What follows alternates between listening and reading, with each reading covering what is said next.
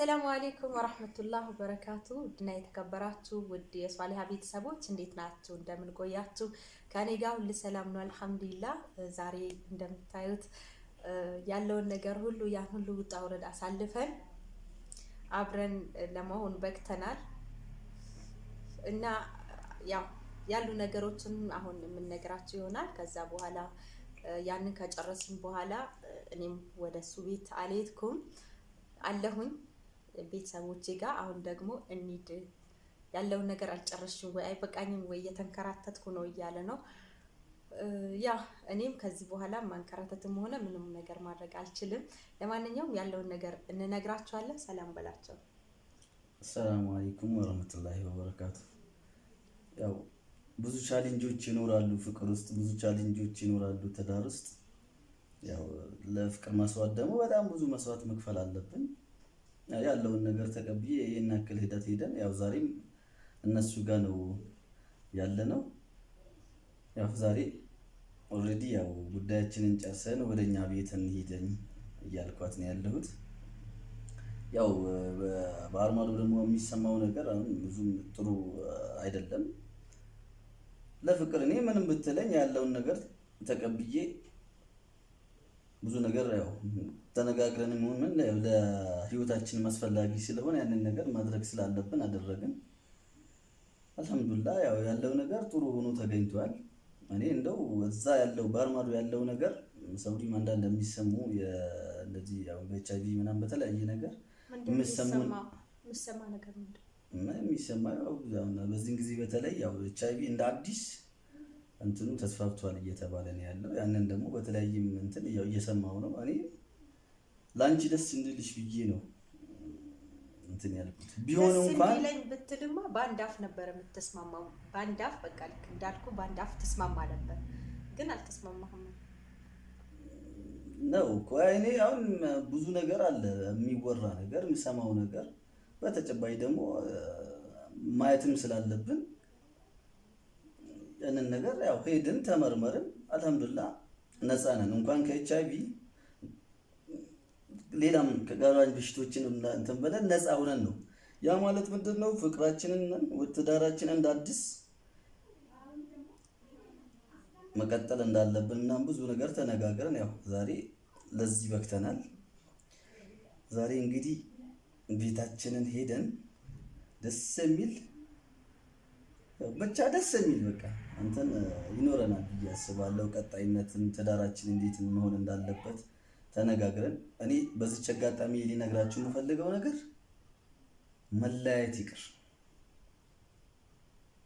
ይቅር ባካችሁ። በጣም ብዙ ጉዳት አለው፣ በጣም ሲበዛ ማለት ነው። ተለያየን እኔ እኮ ያልኩት ይሄ ሁሉ ነገር እንዳይመጣ ይሄን ያህል ጊዜ እንትን እንዳንል ያው ቶሎ በቃ አንተ ነገሩን ሳታስረዝመው ባንዴ በቃ እኔ አብረን ስንሆን መሆን ካለብን ተመርምረን ራሳችንን አውቀን አብረን እንሆን ስልክ ይሄ ሁሉ ሀተታ መተታ እስካሁን ድረስ ዛሬ 15ኛ ቀን አልፎ 17ኛ ቀኔ ነው ከመጣው፣ ግን እስካሁን ድረስ ያው አንተ ብቻ እንዴት አላመነችኝም በሚል ነው እስካሁን የቆየኸው። ግን ይሄ የማመን ያለማመን ጉዳይ ሳይሆን የሁለታችን በቃ የሆነ ውስጣዊ የሆነ ደስ የሚል ነገር አለ። ግን ይሄንን ነገር ካላደረከው ደግሞ ውስጥን የሚያስጨንቅህ ነገር አለ። ወይ ታሞ ሐኪም ቤት ሄደህ እስካልተመረመርክ ድረስ አታውቀውም። ተለያይቶ ኑሮ ደግሞ እንደገና ደግሞ ምንም አይነት ነገር ቼክ ሳይደረጉ አብሮ መኖር ከባድ ነው። ግን አንተ በዛ ሰዓት ላይ ምንም ሳታቅማማ አላመንሽኝም፣ ለምን ጠረጠርሽኝ፣ ማድሬሹ ገለመኔ ከማለት ያው በአንድ አፍ እሺ ብለህ ብትሄድ ኖሮ እስካሁንም ድረስ ባልተንከራተትን የተለያየ ቦታ ባልሆንን ነበረ። ያው እስካሁን ድረስ እንደዛ ነው። ዛሬ ግን ወደ ቤታችን እንሂድ እያለ ነው። ቅጣቱን ትንሽ ቢቆይ ደስ ይለኛል፣ ግን የእናንተን ሀሳብ አስተያየት ደግሞ እጠብቃለሁ። ትንሽ ደግሞ ብትጠብቀኝ አንተ ምን ይመስላል? ትንሽ ያው አለ እዚህ እስካለ ድረስ ትመጣለህ፣ እንዘያየራለን። ትንሽ በቃ ታውቃለህ ድካሙ አለ። ሂጄም መካደም አልችልም ታውቃለህ። ማለት በቃ የሆነ ታውቃላችሁ እዛው ናችሁ። ያለ አላርም መቼ ነው የምተኛው፣ ድካሜ መቼ ነው የማወጣው ምናምን የምትሉት ነገር አለ አይደል? ያው ምንለው ነገር ያን ብቻ እቺን አንድ ወር ዘና ብዬ ከዛ በኋላ ያው ይቀጥላል የሚለው ከቻልክ እኮ ነው ከቻልክ ባለው ሁኔታ እኔ ለአንድ ቀንም ቢሆን ማለት እስካሁን ላሳለፍናቸው ቀናቶች ራሱ ብዙ ጊዜ ብዙ ወራቶችን ነው እየመሰለኝ ያለው። ምክንያቱም በመጋጨት ውስጥ እኮ ፍቅር ይጠፋል እኮ አይደለም፣ ፍቅር እንዳለ ሆኖ ነው እንትን የሚለው። ያንን ምንድነው እኔ እንኳን ከዚህ በኋላ ተለያይተን ወይም እንደዚህ አንቺ ቤትሽ እኔም ቤቴ ምናምን ነገር ብለን ቁጭ ከምንል ያለውን ነገር አብረን ሆነን ማረፍም ካለብሽ ተነጋግረን ከኔ ጋር ሆነሽ ማረፍ ትችያለሽ። ብዙ ነገራቶችን ሼር እየተደረግን የዛሬዋን ሌሊት አብረን መሆናችን ራሱ ብዙ ነገራቶችን ተመካክረን ተወያይተን የምናደርገው ነገር ሊኖር ይችላል። ያንን ነገር ደግሞ ዛሬ እኔ ከኔ ጋር ብትሄጂ አብረን ብንሆን በቃ ያንን እመርጣለሁ። ደስ ይለኛል። እንደምታውቂው ብዙ ጊዜ ተለያይተን ነበር የኖርነው። በጣም ይከብድ በጣም በቃ እኔ እንጃ ለኔ ይከብደኛል በጣም። ስለዚህ ምንድነው አሁንም የምቆየውን ነገር እዚህ ሊቆይ የምትይውን ነገር አልቀበልም። ጋይስ ዛሬውን ነው የምንሄደው። ዛሬውን ነው የምንሄደው። ትላንትና ከትላንት ወዲያ ያለውን ነገር ጨረስን። ትላንት አልሄድኩም፣ ዛሬ ደግሞ ካልወሰድኩ እያለ ነው። እናንተ ምን ትላላችሁ? ቢያንስ 1 ወር ማረፍ የለብኝም? 7 ዓመት ያለ እረፍት እየተጠገረርኩ አሁን ደግሞ ሂዳችሁ ከዛ ትዳር ቤቴ ሽርጉድ ምናምን በቃ ታውቃላችሁ። እረፍት የሚባል ነገር አንተ እያልክ እየተሳሰብን ምናምን እየተጋገዝን እያልክ እንጂ ትዳር ላይ ገቡ ነው በቃ። ቤቴ ምናምን ሽርጉድ አለ ብቻ። ኢንሻአላህ ትንሽ ጊዜ ልቆይ ወይስ ልሂድ? አፉ ካልከኝ እቆያለሁ፣ አፉ ካላልከኝ ግን ያው መሄድ አይቀርም። የእናንተንም ሀሳብ እፈልጋለሁኝ። ማለት ከኔ ጋር በጣም ሲጨነቁ ነበረ። እያንዳንዱን ነገር አንተ ባታውቅም እኔ ከጓደኞቼ ጋር ያወራው ነበር፣ ያውቃሉ።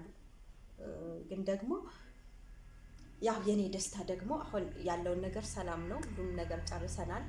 ያም ተጣልተን ምናምን ሳይሆን በቃ በሰዓቱ እሺ ብሎ ስላልተቀበለኝ እኔም ወደ ቤተሰቦቼ እሱም ደግሞ እዛው ቤቱ ስለነበረ ያው ሰው ትንሽ ብዥታ ፈጠረበት። ምንድነው እነዚህ ልጆች ምናምን በሚለው ችግር ካለባቸው ችግራቸውን እኛ እንፍታ በሚለው ነበር የገባው ሰው።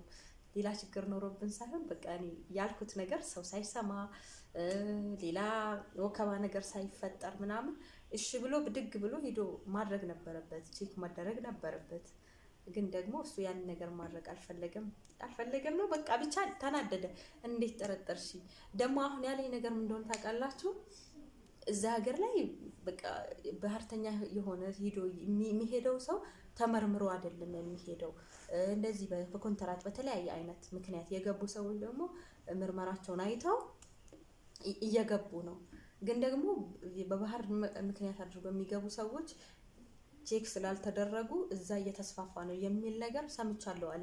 እኔ ደግሞ ያንን ሰምቼ ነው እኔ የመጣው ይምጣ ብዬ ቼክ እናድርግ ያልኩሽ። በቃ የመጣው ይምጣ እቀበላለሁ። ይሄ ደግሞ ማይሆን ነገር ነው። እኔ እኮ የሆነ ተጠቂ ከሆንኩኝ የዛ በሽታ ተጠቂ ከሆንኩ ለምን እሱ ይጠቃል? ትውልዱስ ለምን ይጠቃል? ራስን እየጠበቁ መኖር ይቻላል አይደል?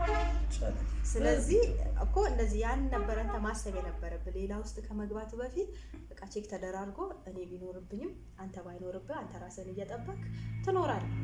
ገብቷል?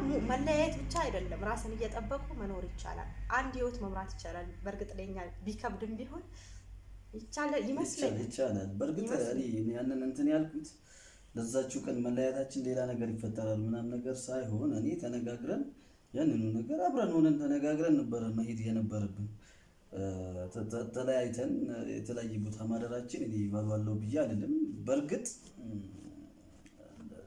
ህይወት ነው፣ የሚፈጠረው ነገር አይታወቅም። ያው ብቻ ሀሳብሽን አሁን ሲገባኝ ሼር አድርጌዋለሁ። በቃ በጣም ተመችቶኛል። ግድ ነው ማመሸትም አለበት። በሰዓቱ ተቃራኒ ሆነክ ነበር። በቃ ያለማመን የመጠራጠር ምናምን ነገር መስሎ ነበር። አይደለም ውስጣችን ንጹህ እንዲሆን ምርመራ ማድረጉ ማንኛውም ሰው ከተለያየ ሀገር ሲኖር አብሮ ሲሆን ደግሞ ቼክ መደረግ አለበት። ቢኖርበትም ባይኖርበትም በቃ ይሄ ነገር ተለምዶ መሆን አለበት ብዬ ነው ማስበው። እንደኔ ማልመድ አለብኝ ያንን ነገር ደግሞ እኔ አሁን የዛን ከምርመራ በፊት የነበረውና ከምርመራ በኋላ ያለውን ነገር ሳስበው ራሱ ከምርመራ በኋላ ያለውን ነገር ለውስጤ ለራሴ የሆነ እፎይታ የሰጠኝ ነገር ይኖራል። እንደው ለተለያይተን ኖረን ስንገናኝ ብቻ መመርመሩ ሳይሆን በየጊዜው እንደው ራሳችንን ቼክ ብናደርግ የተሻለ ብዬ ነው ማስበው። አሁን እንደገባኝ አሁን ገብቶሃል? አሁን ገብቶኛል። እኔ ኦልሬዲ ያው በቃ ለሆነው ነገር አውፍ እንድትይኝ ይቅርታ እንድታደርጉ። አይ እኔ አፉ ብያለሁ በሰዓቱ።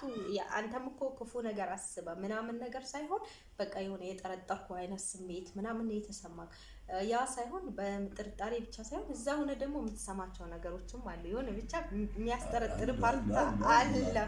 ግን ቢሆንም ጠርጥሬ ሳይሆን ውስጤ ንጹህ እንዲሆን ማለት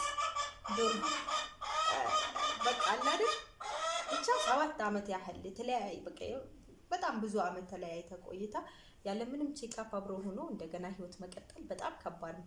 እንኳን 7 ዓመት ያው ዶክተሮቹ ሰምተሃል ከ3 ወር በኋላ ማንኛውም ሰው ቼክ ማድረግ እንዳለበት ነው። ውጤቱ አንድ ሰው ከሆነ ካልጋ ሲገናኝ ከ3 ወር በኋላ ነው ያን HIV ውጤቱን ሊያሳይ የሚችለው።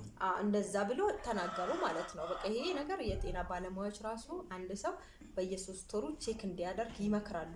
እኛ ግን ረጅም ዓመታትን ቆይተን ያለ ቼክአፕ አብረን እንሆናለን ማለት ከባድ ነው። ከባድ እኔ የደበረኝ እኮ 7 ዓመት እና 6 ዓመት ለማለት በጣም ሼም ይዞኝ ምናምን ነገር ነው እንትን ያልኳቸው። ለማንኛውም ኸይር ነው ጋይስ። ያው የዛሬው ነገር ይሄን ይመስላል። ይጂ የሚለው ነገር ያው እሱ አፍ ካለኝ እቆያለሁ፣ አፍ ካላለኝ ደግሞ ግዴታዬ ነው። እናንተም ደግሞ የምትሉትን ነገር ሀሳብ አስተያየታችሁን እንጠብቃለሁ። ማለት እናንተን እየጠበቅኩ የእሱን ሀሳብ አልቀበልም ማለት አይደለም፣ እቀበላለሁ። አፉ ካለኝ ነው የምቀመጠው፣ አፉ ካላለኝ ደግሞ አልቀመጥም።